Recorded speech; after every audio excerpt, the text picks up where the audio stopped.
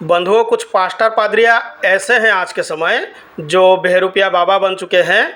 ये हमारी वेद मंत्रों का भी पाठ करते हैं। भाई जो भी उनके मुंह में आता है वही मंत्र पढ़ देते हैं। परंतु इन पास्टर पादरियों से जब भी हम सवाल करते हैं, एक भी सवाल का जवाब उनके पास नहीं है और उनके द्वारा दिया जाना संभव भी नहीं है। तो पहले इस बहरूपिया बाबा को देखिए, इन्होंने क्या किया। इन्होंने सनातन धर्म के सिद्धांत को त्याग दिया। अरे पादरी, तुम झूठ बोल के तुम्हारे बाइबल के जो सिद्धांत है, जो इज़राइल देश के गॉड की बातें हैं, भाई उनको तुम दुनिया के ऊपर नहीं थोप सकते, क्योंकि तुम हमेशा ही पाखंड करते हो। भाई तुम्हें क्या ज़रूरत है हमारे सनातन धर्म से कुछ लेने की। अगर तुमने सनातन धर्म से कुछ लिया भी है तो इसका मतलब ये है आपके जो इज़राइल देश के गॉड है उसके पुस्तक में कुछ कमी है, इसीलिए आपको सनातन धर्म की ज़रूरत पड़ती है। तो बंधुओं, इनको जवाब देना बहुत ज़्यादा ज़रूरी है। ऐसे एक नहीं, बहुत से ऐसे पास्टर पादरियाँ आज के समय आपको मिल जाएंगे जो काफ़ी बहरूपिया है और इन्होंने अपने दुष्प्रचार को फैलाने के लिए भाई बहुत ज़्यादा पाखंड का सहारा लिया। तो बंधुओं, आइए आज के वीडियो में इनकी यीशु मसीह की कुछ बातें मैं आपके सामने प्रस्तुत करता हूँ। आइए वीडियो को शुरू करते हैं। तो उन लोगों ने जिसको परमेश्वर का पुत्र माना वो भाई मंदिर के पिछवाड़े से निकल के भागते भी हैं। ये आपको मिल जाएगा यूहन्ना अध्याय 8 और वचन, अंतिम वचन में मिल जाएगा। वचन नंबर है 59। तो यहाँ यीशु मसीह को मारने के लिए पत्थर उठाया गया था और यीशु मसीह वहाँ से भाग निकले। भाई जो ईश्वर का पुत्र है उनको डर भी लगता है। और यहाँ आगे देखिए, यह है यूहन्ना अध्याय 9। फिर जाते हुए उसने एक मनुष्य को देखा जो जन्म से अंधा था। तो यीशु मसीह मंदिर के पिछवाड़े से निकल गए थे और जाते हुए एक व्यक्ति को देखा जो जन्म से अंधा था।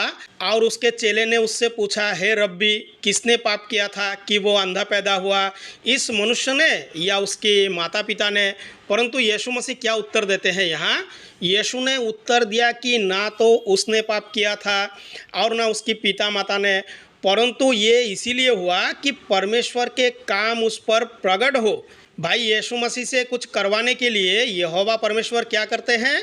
एक व्यक्ति को अंधा पैदा कर देते हैं ताकि उसको ठीक किया जाए। और आगे देखिए, यह है वचन 4। और जिसने मुझे भेजा है, हमें उसके काम दिन ही दिन में करना आवश्यक है। वो रात आने वाली है जिसमें कोई काम नहीं कर सकता। जब तक मैं जगत में हूँ तब तक मैं इस जगत की ज्योति हूँ। ये देखिए, ये है वचन 5। भाई आज के समय तो यीशु मसीह नहीं है, क्योंकि यीशु मसीह ने बाइबल में खुद कहा कि जब तक मैं जगत में हूँ तब तक मैं इस जगत की ज्योति हूँ। भाई ये किस समय की बात है? और आज के समय सबको भटकाया जाता है कि उन्होंने तुम्हारे लिए जान दिया। भाई हमने कौन सा पाप किया था? ये तो सब सवाल करेंगे ना। क्या यीशु मसीह के समय में हम थे? और यीशु मसीह जो ईश्वर का पुत्र है ये भी आज तक प्रूफ नहीं हुआ। वो कहकर उसने भूमि पर थूका और उस थूक से मिट्टी छानी और वो मिट्टी उस अंधे की आँख पर लगाकर उससे कहा, जा शिला के कुंड में जाके धो ले। उसने जाकर धोया और देखता हुआ लौट आया।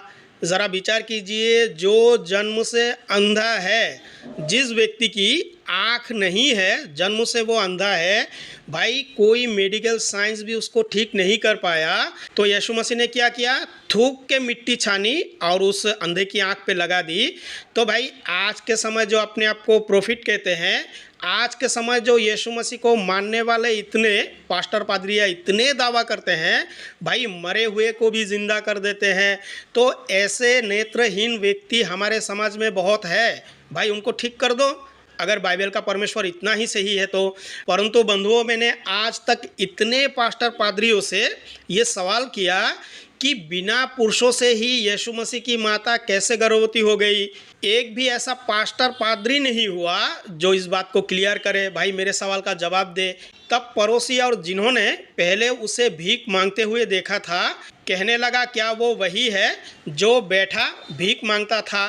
तो पड़ोसियों ने भी देखा कि वो पहले भीख मांगता था, अभी वो ठीक हो गया। तो देखिए, ऐसे ही एक गॉड को मानने वाले, भाई वो परमेश्वर तो नहीं है।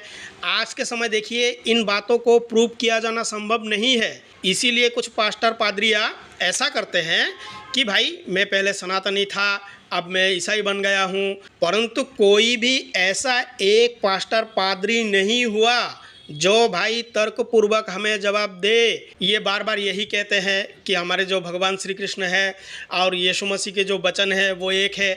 भाई भगवत गीता से ऐसा एक श्लोक और उसका अर्थ हमें दिखा दे जहाँ भगवान ने ऐसा किया था, दिखाओ। तो यीशु मसीह और भगवान श्री कृष्ण एक कैसे हो जाएंगे भाई?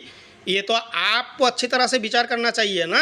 आपके बाइबल के साथ हमारे भगवत गीता का क्या लेना देना? आपके बाइबल के साथ हमारे भारतीय संस्कृति का क्या लेना देना? वो तो इजराइल देश का एक पुस्तक है। परंतु आज के समय लोगों को गुमराह करने के लिए और लोगों को बाइबल की ओर खींचने के लिए इन पास्टर पादरियों को बाबा बनना पड़ रहा है, इनको आचार्य बनना पड़ रहा है, न जाने आगे जाके भाई और क्या क्या बनेंगे।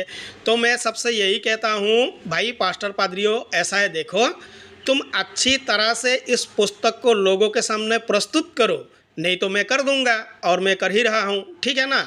अगर तुम नहीं कर पाए तो मैं ज़रूर करूँगा। और तुम जितना हमारे सनातन धर्म से परमेश्वर यहोवा को मिलाने की कोशिश करोगे, मैं उतना ही बाइबल से दिखाता रहूँगा और मैं ये बार बार दिखाता रहूँगा कि इस पुस्तक में क्या है। भाई अब देखिए और विचार कीजिए कि क्या इजराइल देश का जो एक गॉड है वो ऑलमाइटी हो सकता है? ये विचार आप लोगों को करना है, नहीं तो जितने भी पास्टर पादरिया है ना वो इस तरह से पाखंड फैलाते ही रहेंगे। तो बंधुओं, वीडियो को लाइक करें, शेयर करें, हमारे चैनल को ज़रूर सब्सक्राइब करें। मिलते हैं अगली वीडियो में। धन्यवाद।